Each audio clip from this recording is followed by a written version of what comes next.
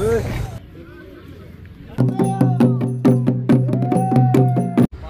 mani dah bangke football semi final lot bangke nasi kedua we untuk nang lang no semi final dak hanjang langsung long football league patubon nasi kedua we dak nang lang no mana olah dak no patubo dak hanjang sulong league patubom lo club league football nasi kedua we dak ini semi final apa sih nang lang bom lebih dulu kau itu, kalau mereka ini kata.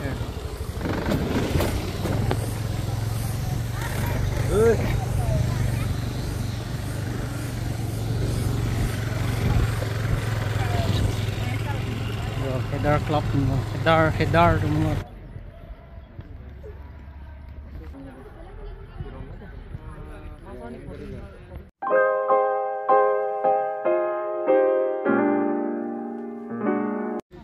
Non Ladakh hanjang sulong football club league patu ini bangge semi final lang deng na sinon kuki na pen dak kothan guri tumsi semi final patu po apen ako pinadol lang la bangke waisong pe header ang bong si semi final patu po la si pinaptami nang lang bomari dan mari ho kadom kade ko beta pini bangke dak football patu long sido dak bangke pini dak hanjang lang sulong football club league pini bang semi final lang deng no sekado ko beta po nang lang bomari ha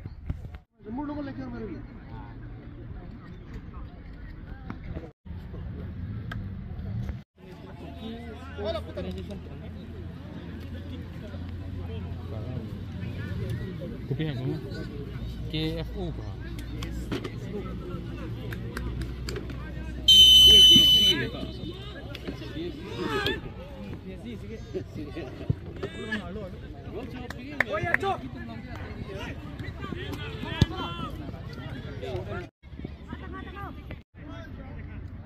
Ini kalau kita dapat tulis tu.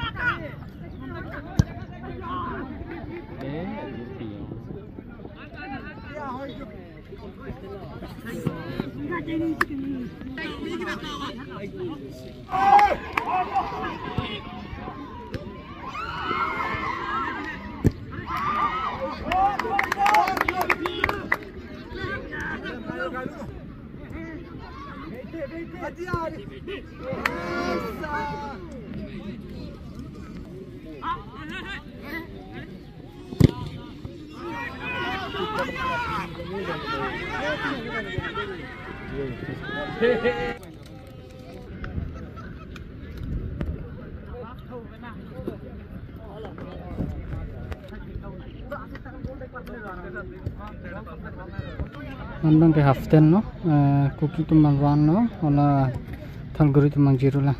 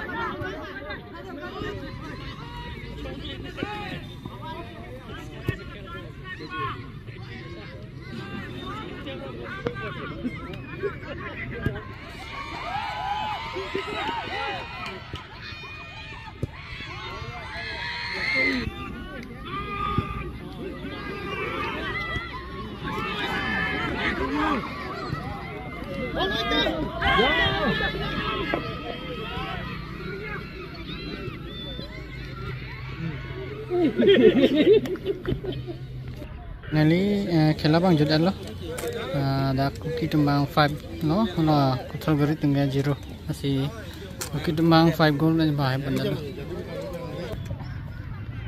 In today's semi-final match, we have witnessed the first and the second half. We have got the score 5-0, and therefore in this semi-final match, KSO FC has won the match 5 goals against the Thalguri FC. We have